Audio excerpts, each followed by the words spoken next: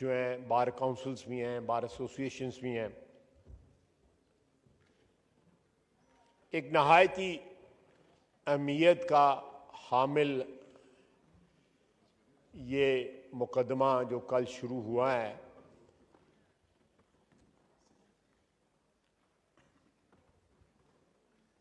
इसके असरात जो हैं मौजूदा हालात में नहीं बल्कि मुस्तकबिल में भी जो हमारे सियासी हालात हैं और मुल्क के जो हालात जो हैं या सर्कमस्टांसेस इन जनरल भी जो हैं वो इससे मनफी भी और मस्बत भी असरात जो हैं उस पर मुरतब हो सकते हैं। खुशाइंद बात है कि उन्होंने 9 जजेस का बेंच बनाया, लेकिन मैं समझता हूँ कि इन सवालात को मैं खुदा न खास्ता कोई ऐसी हद क्रॉस नहीं करना चाहता जिससे अदलिया, आला अदलिया को ये महसूस हो कि एक पार्लियामेंटेरियन जो है वो उनकी हदूद में या उनकी टेरिटरी में जो है वो ट्रेसपास कर रहा है। लेकिन फिर भी मैं एक पार्लियामेंटेरियन, एक पॉलिटिकल वर्कर की हैसियत से जो डायरेक्टली और इनडायरेक्टली जो है इनफरादी तौर पे भी और इज्तमाही तौर पे भी उसकी बरादरी जो है और पूरी कौम जो है उनके फैसलों से मुतासर होती भी है और होती रहे भी गई, और उसके ऊपर कोई खुदा न खास्ता एतराज़ नहीं है। इसलिए मुतासरा फरीक होने की हैसियत से या एक पॉलिटिकल वर्कर होने की हैसियत से, और मेरे पास ये अल्लाह की मेहरबानी से और आवाम के वोटों की वजह से जो मेरे पास ये प्लेटफॉर्म जो है मुयस्सर है, मुझे पार्टी मेरी ने जो ये इज़्ज़त से नवाजा हुआ है, मैं उससे ये फ़ायदा उठा के इस क्राइसिस की तरफ जो है इस हाउस के ज़रिए, इस ऐवान के ज़रिए जो है सारे मुल्क की तवज्जो उस पर फोकस और मबजूल करवाना चाहता हूँ। जनाब डिप्टी स्पीकर, एक तो मैं नहायत अदब से कहूँगा कि ये मसला जो है 9 काबिल एहतराम जज साहिबान नहीं बल्कि फुल कोर्ट की का जो है मुतकाजी है। पूरा सुप्रीम कोर्ट जो है वो बैठ के इस मसले का हल ढूंढे, हल तलाश करे, जो फरीक हैं मुख्तलिफ जो है उनसे पूछे और एक ऐसा हल दे जो ना सिर्फ आने वाले वक्त के लिए हमारे लिए तरियाक हो, आब हयात हो, बल्कि जो मराइज़ या जो मर्ज हमें लगे हुए हैं, लाहक हुए हैं दहाइयों से, उनका भी कोई थोड़ा सा बंदोबस्त कर दे। मैं फिर कहूँगा कि मैं अपनी कोई हदूद और क़यूद को जो है जो मेरे ऊपर आइन और कानून और रवायात ने जो पार्लियामेंट्री ने लगाई हुई है, मैं उनको क्रॉस नहीं करना चाहता। मैं किसी को क्रिटिसाइज नहीं करना चाहता, लेकिन एक शिकायत रहती है कि पार्लियामेंटेरियंस या सियासी वर्कर जो हैं वो अदलिया को या अदलिया के नाम लेके क्रिटिसाइज करते हैं। मैं उनका नाम नहीं लेता जिनको क्रिटिसाइज किया जाता है, लेकिन जिनको क्रिटिसाइज नहीं किया जाता मैं उनका नाम जरूर लूंगा। एक दो नाम ले लूंगा। जस्टिस मुनीर साहब को क्रिटिसाइज किया जाता है, जस्टिस कॉर्नेलियस को नहीं क्रिटिसाइज किया जाता। क्यों? ये अदलिया जो है, आला अदलिया जो है, वो खुद पूछे। जस्टिस इरशाद हसन खान साहब को, जस्टिस रियाज शेख को क्रिटिसाइज किया जाता है, लेकिन सईदुज़्ज़मान सिद्दीकी और नाज़िम सिद्दीकी साहब को नहीं किया जाता। इसी तरह ये पिछले दौर में, मैं ज्यादा दूर नहीं जाता, जजों के नाम लिए जाते हैं, क्रिटिसाइज किया जाता है। पनामा के जजेस को क्रिटिसाइज किया जाता है, जिन्होंने मेरे कायद को नवाज शरीफ के मुतल्लक जो है मुख्तलिफ रिमार्क्स पास किए, नामों से पुकारा, गलत नामों से पुकारा, बुरे नामों से पुकारा, उनका नाम लिया जाता है। क्रिटिसाइज किया जाता है उनको। जब वो हमारी टेरिटरी को ट्रेसपास करेंगे उन कुर्सियों पे बैठे हुए, तो हमारा भी हक बनता है कि हम आवाज उठाएं कि उन्होंने अपनी कुर्सी के तकाजे पूरे नहीं किए हुए। इनमें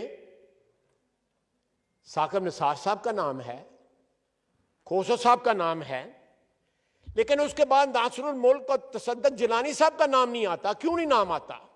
ये अदलिया जो है, आला अदलिया अपने आप से ये सवाल करे।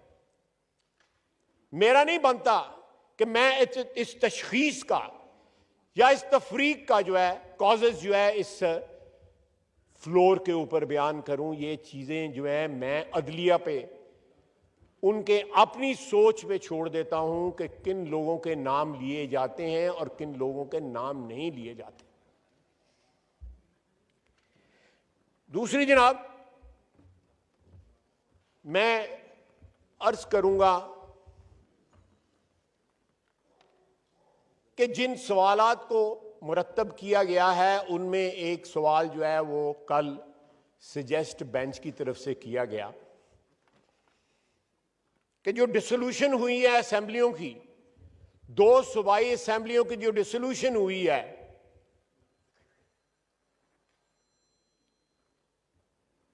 उसका सारा जो मलबा है जिसको हम इस वक्त फेस कर रहे हैं सुप्रीम कोर्ट के अंदर, उसको क्यों ना एग्जामिन कर लिया जाए कि वो जो डिसोल्यूशन हुई है वो सही है या गलत है, या उससे पीछे चले जाएं जब 63A रीराइट किया गया है, तजावज किया, आला अदलिया ने कॉन्स्टिट्यूशन को रीराइट किया, ये उनका काम नहीं है।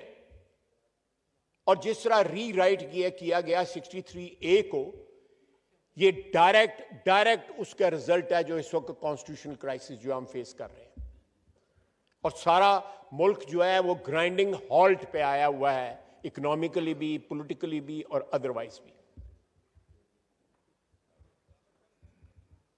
ये सारा सिलसिला अगर जाना है तो इस वक्त जो कल्प्रेट हैं, जो लोग इन्वॉल्व थे, जिन जिन जगहों के लोग इन्वॉल्व थे, उनकी कन्फेशंस भी ऑन रिकॉर्ड आ चुकी हैं, डायरेक्टली के पनामा केस में नवाज शरीफ के साथ क्या हुआ था।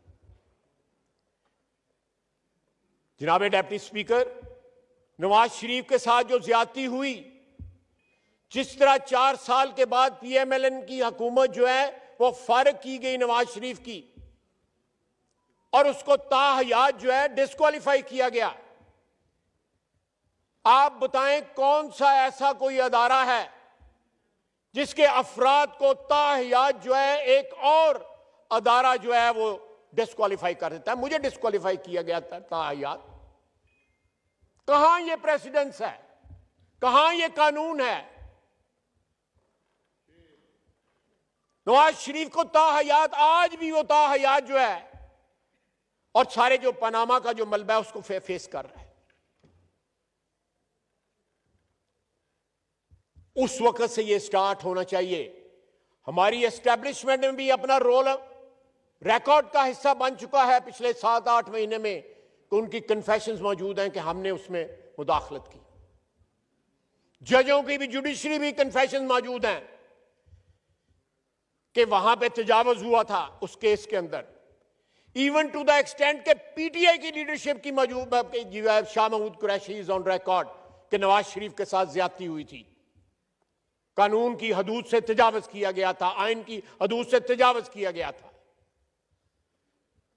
मेरी दरखास्त है आपकी वसासत से, इस हाउस की वसासत से, अदालत उज़्मा के आगे दस्तबदस्ता कि पूरा बेंच बना के, पूरे कोर्ट का बेंच बना के जो है पनामा से स्टार्ट करें। इस मुल्क के साथ जो आईनी और कानून के लबादे के अंदर जो इस मुल्क के साथ और खुसूसन सियासी बरादरी के साथ जो ज्यादती हुई हैं, एक ऐसे शख्स को मुसल्लत किया गया जिसने पिछले 4-5 साल के अंदर इस मुल्क को तहवाला कर दिया, जिसने अखलाकी, माशी तौर पे, कानूनी और आईनी तौर के ऊपर बर्बाद कर दिया। जनाब, हमने एक कानूनी, आपने, मैंने, इस हाउस में बैठे दूसरे लोगों ने कानूनी तौर पे, आईनी तौर पे अपना हक इस्तेमाल किया। वोट ऑफ नो कॉन्फिडेंस जो है वो पास किया गया, लेकिन साथ ही गवर्नमेंट जो है डिसॉल्व हो गई। किसने की? वो आज भी सदारती महल में बैठा हुआ है। वो आर्टिकल 6 का जी खिलाफ वर्जी का मुर्तकब हुआ है। किसी ने नोटिस लिया है इस बात का? किसी ने सुओ मोटो नोटिस लिया? ठीक है, हमारी जो है वो उसको उस इकदाम को जो है अनकॉन्स्टिट्यूशनल करार देके जो है असेंबली जो है बहाल कर दी गई, बिल्कुल ठीक है। लेकिन उसके बाद बजाय इसके कि बाकी कानूनी और आईनी तमाम मराइल जो है उसी तरह तय होते, असेंबलियों के अंदर जो कुछ हो रहा था उसके मुताबिक तय होते, फिर 63A को वोट देना, काउंट होना, ना काउंट होना, उसको